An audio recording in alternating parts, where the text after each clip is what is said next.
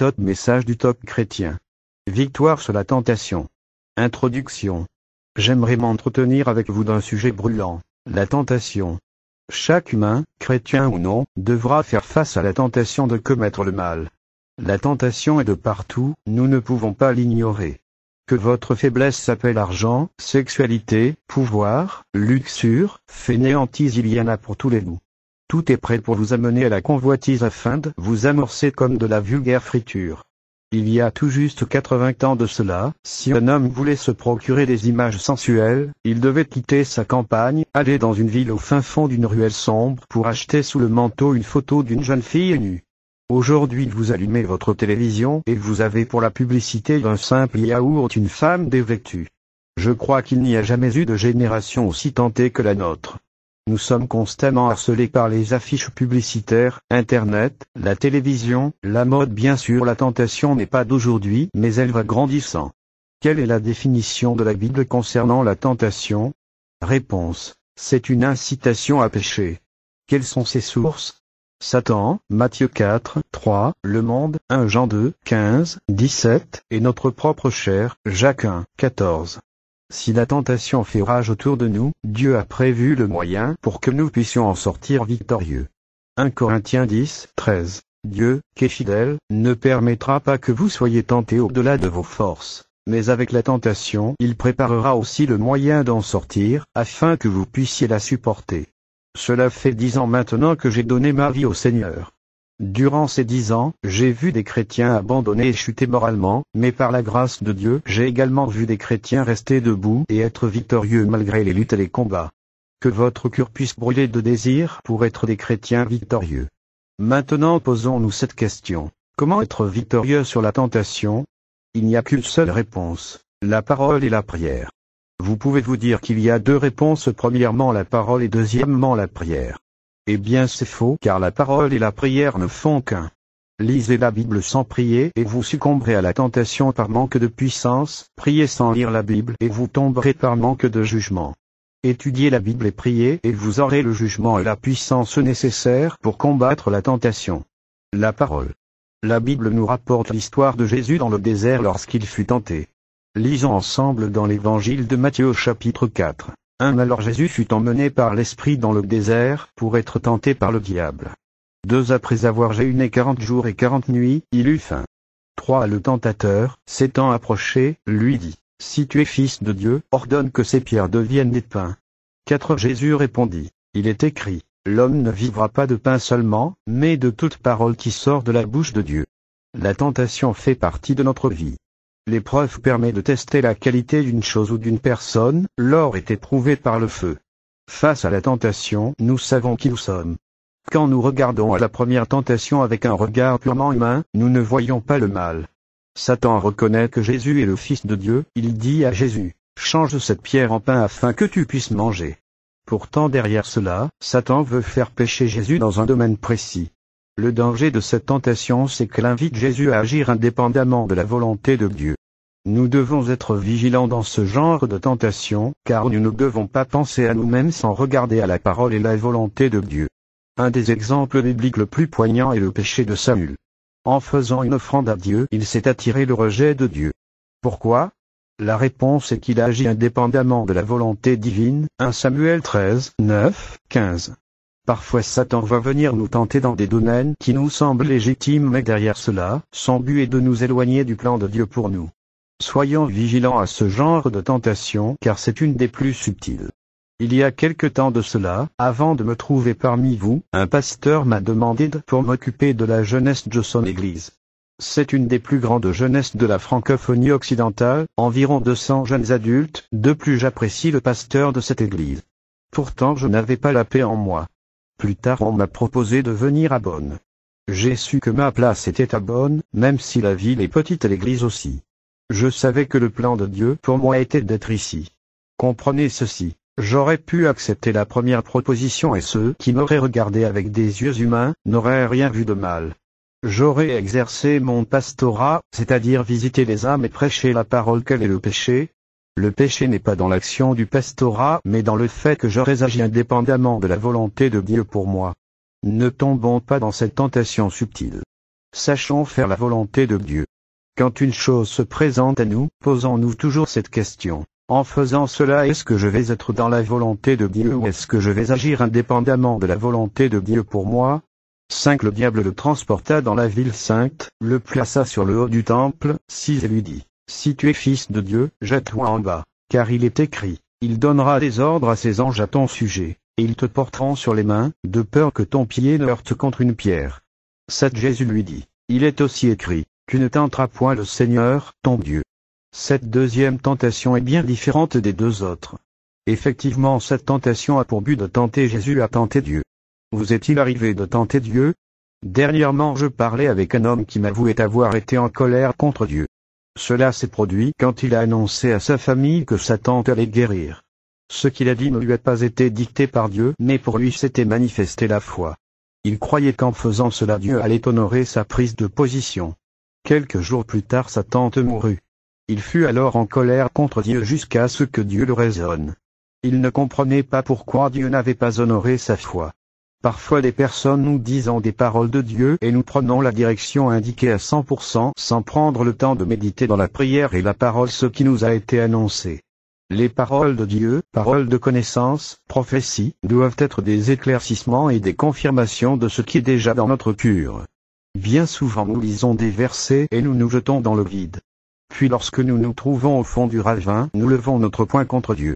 La foi est un fruit de l'esprit, Galates 5, 22, et elle doit s'exercer dans la maturité. Pour avoir ce fruit, nous devons avoir des racines plantées dans la prière et la parole de Dieu.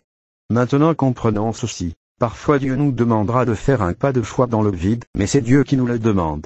Ce n'est pas nous qui tentons Dieu, en disant « J'ai envie de faire cela, alors je le fais et toi Seigneur pose ta main ». Lorsque Dieu m'a appelé à partir à l'école biblique au Canada, j'habitais en France. Il a fallu faire un pas dans le vide car financièrement je n'avais pas l'argent. À ce moment-là j'étais marié et père d'une petite fille.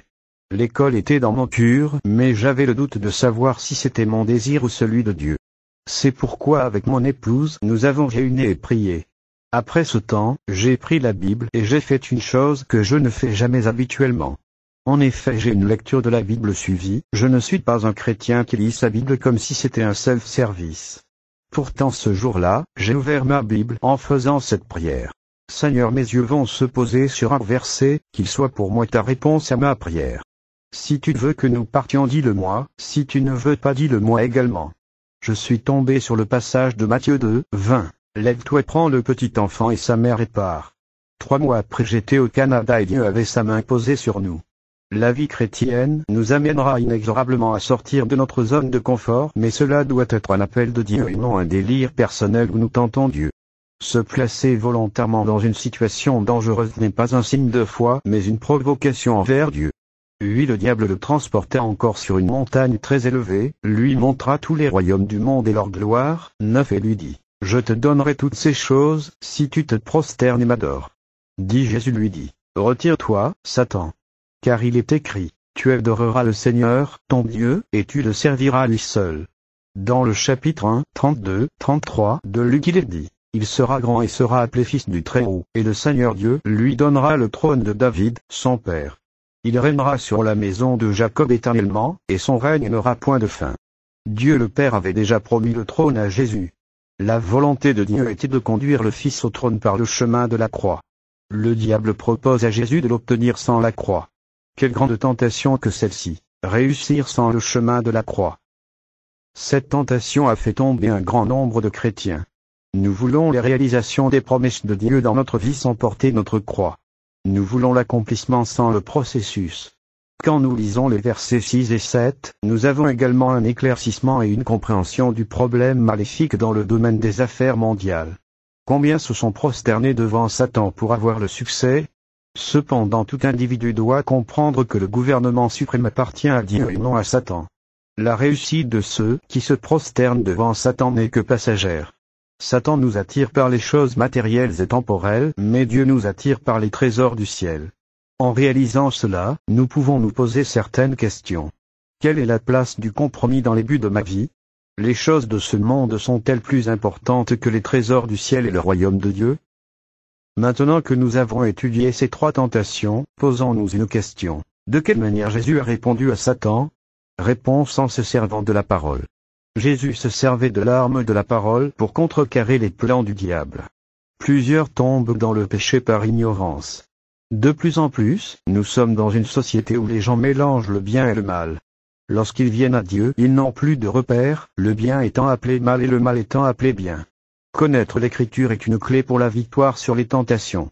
Néanmoins, croire que cela suffit pour remporter la victoire est un leurre.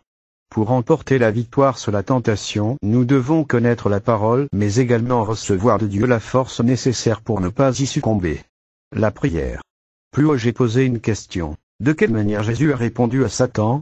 Et nous avons vu qu'il se servait de la parole. Maintenant, j'aimerais vous poser une autre question. Que faisait-il dans le désert? Réponse. Il priait. L'évangile de Jean au chapitre 15 nous dit que Jésus est le cep et que nous sommes les sarments et sans lui nous ne pouvons rien faire.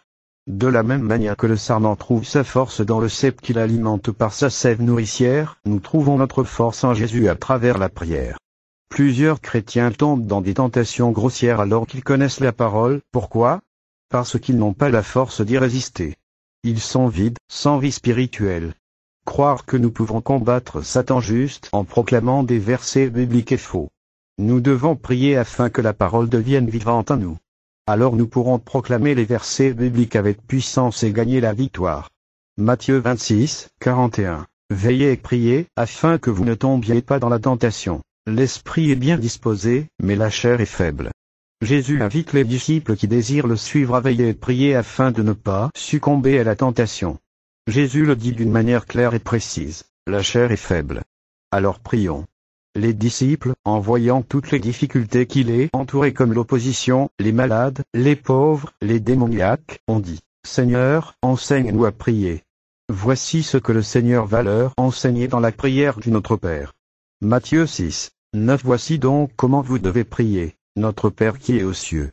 Que ton nom soit sanctifié, dis que ton règne vienne, que ta volonté soit faite sur la terre comme au ciel. 11. Donne-nous aujourd'hui notre pain quotidien. 12. Pardonne-nous nos offenses, comme nous aussi nous pardonnons à ceux qui nous ont offensés. 13. Ne nous induis pas en tentation, mais délivre-nous du malin. Car c'est à toi qu'appartiennent, dans tous les siècles, le règne, la puissance et la gloire. Amen. Il y a dans ce passage ce qu'on appelle un sémitisme qui est très dur à traduire. Dans un premier abord, nous pourrions croire que c'est Dieu qui nous induit dans la tentation, mais la Bible déclare d'une manière formelle, que personne, lorsqu'il est tenté, ne dise, c'est Dieu qui me tente. Car Dieu ne peut être tenté par le mal, et il ne tente lui-même personne, Jacques 1, 13. La plupart des versions ont traduit le verset différemment en disant, ne nous laisse pas céder à la tentation, version Semeur, ou ne nous laisse pas succomber à la tentation, version Jérusalem. La chose primordiale à retenir est de prier le Seigneur quotidiennement de nous garder de la tentation et du tentateur. Il y a autour de nous une activité démoniaque et nous avons besoin de veiller et de prier pour ne pas nous laisser séduire. La Bible nous parle d'esprits impurs, dans Matthieu 10, 1. Puis ayant appelé ses 12 disciples, il leur donna le pouvoir de chasser les esprits impurs. Regardez bien autour de vous, il n'y a jamais eu autant d'impureté. Elle est partout. Nous avons connu dans plusieurs églises des histoires d'adultère. Veillons et prions. D'esprit de mensonge et de séduction, 2 Chroniques 18, 21. Je sortirai, répondit-il, et je serai un esprit de mensonge. Un gourou du nom de Jim Jones amène avec lui au suicide 900 personnes, Hitler amène avec lui un peuple. Il y a autour de nous des esprits de séduction et de mensonge. Hitler a été élu d'une manière démocratique et il était impossible à cette époque de prendre le pouvoir si les chrétiens ne votaient pas pour lui. Combien de chrétiens se sont laissés séduire? Veillons et prions. D'esprit de divination, Actes 16, 16. Un jour que nous nous rendions au lieu de la prière, une jeune servante qui avait un esprit de divination est venue à notre rencontre. Ce n'est plus un secret, la plupart savent que Mitterrand, le chef d'État français qui a présidé durant 14 ans, faisait partie de la secte des francs-maçons, secte ésotérique. Des dizaines de milliers de personnes consultant leurs horoscopes ou bien des voyants. Combien de chrétiens sont tombés dans de fausses doctrines pour connaître leur futur? La Bible ne parle-t-elle pas des faux prophètes et des chrétiens qui vont les chercher? Veillons et prions. Conclusion. Autour de nous il y a un monde démoniaque qui n'a qu'un seul désir, faire tomber les enfants de Dieu. Nous ne devons pas être ignorants de ces attaques.